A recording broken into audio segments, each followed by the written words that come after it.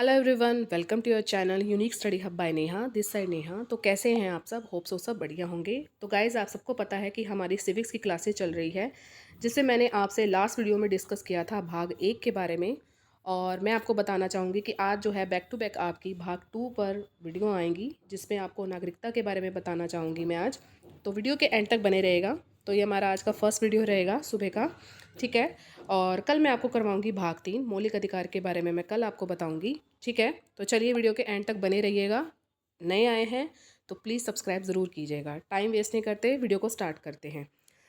तो लास्ट में मैंने आपको जो है प्रदेशों के बारे में बताया था कि कौन कौन सा जो प्रदेश है वो कब जुड़ा, राज्य कब जुड़े, कैसे क्या हुआ। लास्ट वीडियो आप ज़रूर देखिए। अब मैं आपको बताना चाहूँगी कि जब भारत आज़ाद हुआ तब 14 राज्य और 5 जो थे केंद्र शासित प्रदेश थे। तो ये हमें किस तरह पता लगा? तो ये हमें पता लगा 1956 में एक एक्ट आया था, स्टेट रीऑर्गेनाइजेशन एक्ट, ठीक है। इसके तहत हमें पता लगा कि उस समय भारत में 14 राज्य और 5 केंद्र शासित प्रदेश थे। 1961 की ओर बढ़ते हैं, 1956 से। ये मैं आपको कल करवा चुकी हूँ, यानी लास्ट वीडियो में मैं आपको करवा चुकी हूँ। 1961 में दमन और दीव को क्या करा था? जोड़ा गया था। 1962 में पांडिचेरी केंद्र शासित प्रदेश को जोड़ा गया था। फिर ऐसा हुआ कि 5 अगस्त 2019 को ये हुआ कि मोदी सरकार आई और उन्होंने जम्मू कश्मीर से क्या किया? राज्य का दर्जा छीन लिया, ठीक है। और 2 केंद्र शासित जो प्रदेश घोषित कर दिए गए, तो वो कौन से थे? आर्टिकल 370 के तहत। आपसे क्वेश्चन कैसे पूछा जा सकता है? क्वेश्चन ऐसे आ सकता है कि किस आर्टिकल के तहत जम्मू कश्मीर से राज्य का दर्जा छीन लिया गया था? तो 370 के तहत। और कब हुआ था? 5 अगस्त 2019 को। किस सरकार ने किया? मोदी सरकार ने किया। अब बात करेंगे हम 31 अक्टूबर 2019 की। ये केंद्र शासित प्रदेश जो बन गए जम्मू कश्मीर और लद्दाख। लद्दाख की क्या राजधानी है? लेह। फिर बात आती है 26 जनवरी 2020 की, जिसमें दादर और नागर हवेली और दमन दीव, इन दोनों को मिलाकर विलय कर लिया और इनकी राजधानी क्या बन गई? दमन बन गई, ठीक है। तो इस तरह अब जो केंद्र शासित प्रदेश हैं वो 8 हैं और राज्य जो हैं हमारे 28 हैं, ठीक है। ये आप इतना याद रखिएगा। भाग 1 में मैंने आपको संघ और उसके राज्य क्षेत्र के बारे में पढ़ाया, ठीक है। तो भाग 4 इतना अनुच्छेद 4 इतना इम्पोर्टेंट नहीं है। तो अनुच्छेद 1 में क्या है? भारत या इंडिया राज्यों का संघ होगा। अनुच्छेद 2 में क्या है कि भारत में नए राज्यों के प्रवेश या उनकी स्थापना का जो अधिकार है वो संसद को होगा। भारत में नए राज्यों के निर्माण, उनके नाम, क्षेत्रों व सीमाओं में परिवर्तन का जो अधिकार है वो भी संसद का होगा। यानी कि भाग 1 में आपको जो है संघ और उसके राज्य क्षेत्र के बारे में जितनी जानकारी है, जितना भी अगर उसमें चेंज करना है, नए राज्यों को इंक्लूड करना है, उनमें परिवर्तन करना है, उनकी क्षेत्र और सीमाओं का आपको निर्धारण करना है, तो ये सारे कार्य किसके होंगे? तो ये सारे कार्य संसद के होंगे, ठीक है। संसद जी है जो हम हमारे महान जी हैं, ठीक है। तो ये भाग 1 में आपको मैंने इतना पढ़ा दिया है। तो आज बारी है हमारी भाग 2 की। नागरिकता बहुत इंपॉर्टेंट है। नागरिकता जो है अनुच्छेद 5 से 11 के बीच में आती है, मैंने आपको ये बता दिया है। चलिए वीडियो को एंजॉय कीजिएगा और कुछ सीखिएगा नया। देखिए, आप सबको पता है कि हमारे भारत में एकल नागरिकता है। दूसरे देशों में दोहरी नागरिकता भी है। कमेंट सेक्शन में आप बताएंगे कि दोहरी नागरिकता किस में है, गूगल कीजिए, ठीक है। तो हमारे भारत में एकल नागरिकता है। ये किससे लिया गया है? ये ब्रिटेन के संविधान के प्रोविज़न से लिया गया है, ठीक है। अब कुछ नागरिकता प्राप्त करने का आधार, किस तरह जो है हम नागरिकता को प्राप्त कर सकते हैं, ऐसे कुछ आधार है वो आपको पता होने चाहिए। आप एक नागरिक हैं, आप हमारे देश के नागरिक हैं, तो आपको इतना तो पता होना चाहिए ना कि एज ए मतलब कि जीके बढ़ाने के लिए या सिविक्स को पढ़ने के लिए नहीं है, ऐसे भी आपको पता होना चाहिए कि हम किस तरह, जो बाहर से लोग आए हैं, किस तरह वो हमारे देश में नागरिकता को प्राप्त कर सकते हैं, ठीक है। तो इंटरेस्टिंग वे में पढ़िएगा। इससे पहले मैं आपको ये बताना चाहूँगी कि भारतीय नागरिकता अधिनियम आया था, जो आया था 1955 में। इसमें संशोधन हुए हैं, वो संशोधन आपको याद करने हैं कि कब कब हुए थे। 1955 में आया था, फिर हुआ संशोधन 1986 में, 1992 में, 2003 में, 5 में, 15 में और 19 में, ठीक है। तो इस अधिनियम में इतनी बार जो है संशोधन हुआ है। और आया कब था भारतीय नागरिकता अधिनियम? ये आया था 1955 में, 1955 में, ठीक है। अब हम बात करेंगे नागरिकता प्राप्त करने का आधार कि किस तरह जो है हम अपनी नागरिकता को प्राप्त कर सकते हैं जो बाहर से लोग आए हैं। देखिए, जन्म के द्वारा, बाय बर्थ। 26 जनवरी 1950 के बाद अगर कोई भी भारतीय जो है हमारे सीमा क्षेत्र में जन्म जन्म लेने वाला है, तो वो प्रत्येक बच्चा क्या कहलाएगा, वो कहलाएगा कि ये भारतीय है। लेकिन कंडीशन इसमें क्या होती है कि जो माता पिता हो उसमें से एक या दोनों, बेटर है एक तो क्या हो, भारतीय हो, तभी वो भारतीय कहलाएगा। बात हो रही है 26 जनवरी 1950 की। ठीक है, चलिए आगे बढ़ते हैं। ये जन्म के द्वारा हो गया। नेक्स्ट है वंश परंपरा के आधार पर। इसमें भी वही बात है कि सीमा क्षेत्र के बारे में जन्म लेने वाला प्रत्येक बच्चा नागरिक कहलाएगा, भारतीय नागरिक कहलाएगा। कंडीशन वही है, माता पिता दोनों में से एक क्या होना चाहिए, भारतीय नागरिक होना चाहिए।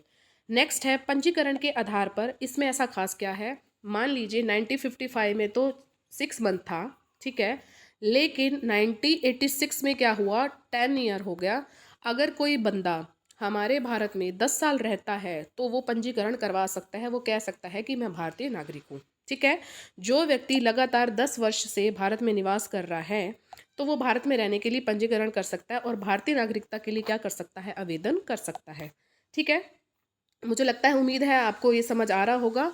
अब बात करूंगी मैं धार्मिक प्रताड़ना के आधार पर, जिसके विरोध में प्रदेश के जो है मुस्लिम समुदाय ने दिल्ली के शाहबागी में इसका विरोध किया था। इस विरोध को इतना तवज्जो नहीं देना है क्योंकि धार्मिकता से जुड़ा हुआ है, इसलिए भी था कि मुस्लिम समुदाय को उन्होंने भगा दिया था, इसका विरोध किया था। ठीक है, सिर्फ इसमें इतना ही है, इतना खास नहीं है। नेक्स्ट है हमारा देशीकरण, जो बहुत इंपॉर्टेंट है, आपको पता होना चाहिए। मान लीजिए कोई विदेशी व्यक्ति है, अगर वो हमारे भारत की मान्यताओं को, संस्कृति को, परंपराओं को अपनाता है तो उस अपनाने के पीछे क्या होगा, और साथ साथ ये कंडीशन में है कि वो 10 से 12 साल हमारे भारत में ही रहे। ठीक है, तो इससे वो जो विदेशी व्यक्ति क्या कहलाएगा, वो भारतीय हो जाएगा। ठीक है, इस देशीकरण के आधार पर वो भारतीय नागरिक कहलाएगा। कंडीशन क्या है, 10-12 साल वो हमारे भारत में रहना चाहिए, साथ में हमारे भारत की संस्कृति को, मान्यताओं को, सब परंपराओं को वो माने, उसके बाद जो है हम उसको कहेंगे वो हमारा भारतीय नागरिक है। विदेशी भूमि अर्जित के आधार पर, जो विदेशी भूमि भारतीय क्षेत्र में शामिल कर ली जाती है तो उस पर निवास करने वाले सभी नागरिक स्वतः जो है भारतीय नागरिक कहलाएंगे। ठीक है, कोई विदेशी भूमि है, उसको हमने अपने भारतीय में इंक्लूड कर लिया, भारतीय क्षेत्र में इंक्लूड कर लिया, तो उस भूमि पर जो है लोग निवास कर रहे हैं तो वो ऑब्वियस सी बात है कि वो क्या हो जाएंगे, वो नागरिक हो जाएंगे। कौन से नागरिक हो जाएंगे, भारतीय नागरिक कहलाएंगे विदेशी भूमि अर्जित के आधार पर। नेक्स्ट है नागरिकता संशोधन अधिनियम, जो हुआ था 2019 में। मैं उसकी बात आपको बता रही हूँ कि पड़ोस मुस्लिम देश जैसे कि पाकिस्तान, अफ़गानिस्तान, बांग्लादेश से क्या आए, गैर मुस्लिम आए थे, जिसमें थे, और गैर मुस्लिम, देखिए ये तो मुस्लिम देश है, पाकिस्तान, अफ़गानिस्तान और बांग्लादेश। गैर मुस्लिम में कौन कौन आएंगे, हिंदू, सिख, ईसाई, पारसी, बौद्ध, जैन। ठीक है, ये गैर ईसाई हो गए, सॉरी गैर मुस्लिम होंगे, इतना तो आपको पता ही है। से धार्मिक उत्पीड़न अगर किया गया है इनसे और इनसे, यानी सबसे ही हो गया। अगर धार्मिक उत्पीड़न किया गया है और 31 दिसंबर 2014 से पहले अगर वो भारत आए हैं तो धार्मिक उत्पीड़न के आधार पर जो है नागरिकता के हकदार होंगे।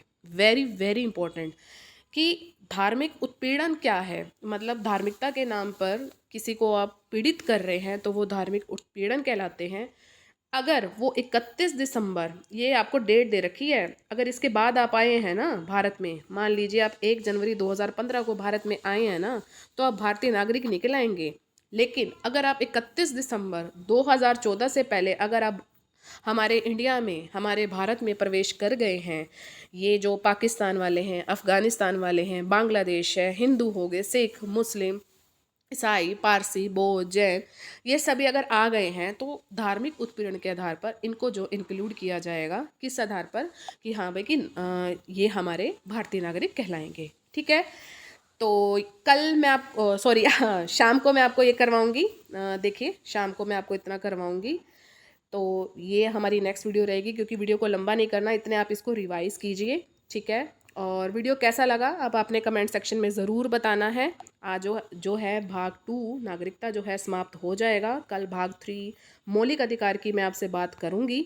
ठीक है, तो वीडियो कैसी लगी कमेंट सेक्शन में अपना फीडबैक ज़रूर दीजिए। अब आप क्या करेंगे, maximum like, share and subscribe ज़रूर कीजिएगा। साथ में जो बेल आइकन है उसको हिट ज़रूर करना है और आपने ऑल पर ज़रूर क्लिक करना है, ताकि चैनल पर जितनी भी वीडियोस आएँ उसकी नोटिफिकेशन आपको टाइम टू टाइम मिलती रहे। आप सबको बता दूं कि मैं आपको हिंदी भी करवा रही हूँ, जिसमें मैंने आपको संज्ञा करवाई है, नेक्स्ट हमारा जो टॉपिक रहेगा वो सर्वनाम रहेगा, ठीक है।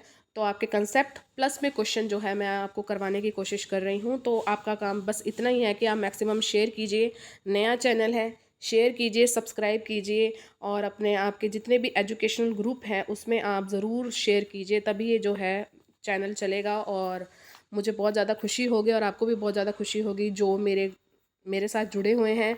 और आप सबको पता है कि मैं टेट एग्ज़ाम स्टडी पर जो है आपको करवा रही हूँ हिस्ट्री और एमसीक्यू क्वेश्चन करवा रही हूँ, तो वहाँ भी आप जो है चैनल को पूरा पूरा सपोर्ट करेंगे, ठीक है। चलिए मिलेंगे अपनी नेक्स्ट वीडियो में। Till then thank you so much for watching. Bye bye guys and take care.